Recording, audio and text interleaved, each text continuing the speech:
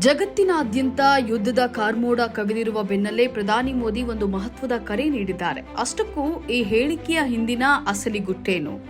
ದೇಶದ ಜನರಿಗೆ ಮಿತವ್ಯಯದ ಪಾಠ ಮಾಡ್ತಿರೋದ್ರ ಹಿಂದಿರುವಂತಹ ಆ ಬಲವಾದ ಕಾರಣವಾದ್ರೂ ಏನು? ಪ್ರೇಕ್ಷಕರೇ, ಇದರ ಹಿಂದಿದೆ ದೊಡ್ಡದೊಂದು ಆರ್ಥಿಕ ಲೆಕ್ಕಾಚಾರ. ಪಶ್ಚಿಮ ಏಷ್ಯಾದ ಸಂಘರ್ಷದಿಂದಾಗಿ ತೈಲ ಬೆಲೆ ಏರಿಕೆಯ ಭೀತಿ ಎದುರಾಗಿದೆ. ಅದಕ್ಕಾಗಿಯೇ ಪೆಟ್ರೋಲ್, ಡೀಸೆಲ್ ಮತ್ತು ಅನಿಲವನ್ನ ಮಿತವಾಗಿ ಬಳಸಿ ಅಂತ ಹೇಳಿ ಮೋದಿ ಸಲಹೆ ನೀಡಿದ್ದಾರೆ. ಅನಗತ್ಯ ವಿದೇಶಿ ಪ್ರವಾಸ ಮತ್ತು ಚಿನ್ನದ ಖರೀದಿಯನ್ನ 1 ವರ್ಷ ಮುಂದೂಡೋದು ಈಗ ಅನಿವಾರ್ಯವಾಗಿದೆ. ನಾವು ಆಮದು ಮಾಡಿಕೊಳ್ಳುವಂತಹ ಈ ವಸ್ತುಗಳಿಗೆ ಡಾಲರ್ ರೂಪದಲ್ಲಿ ಹಣ ಪಾವತಿಸಬೇಕು. ನಾವು ಬಳಕೆ ಕಡಿಮೆ ಮಾಡಿದಷ್ಟು ದೇಶದ ವಿದೇಶಿ ವಿನಿಮಯ ಮೀಸಲು ಉಳಿಯುತ್ತದೆ ಮತ್ತು ರೂಪಾಯಿ ಮೌಲ್ಯ ಕುಸಿಯೋದು ಕೂಡ ತಪ್ಪುತ್ತೆ. ಆದ್ದರಿಂದ ವೈಯಕ್ತಿಕ ಮಿತವ್ಯಯವೇ ಈ ಹೊತ್ತಿನ ದೇಶದ ಶಕ್ತಿ ಅಂತ ಹೇಳಿ ಮನಗಂಡು ದೇಶದ ಹಿತದೃಷ್ಟಿಯಿಂದ ಇವುಗಳಿಗೆ ಸಿದ್ಧರಾಗಬೇಕಲ್ವೇ?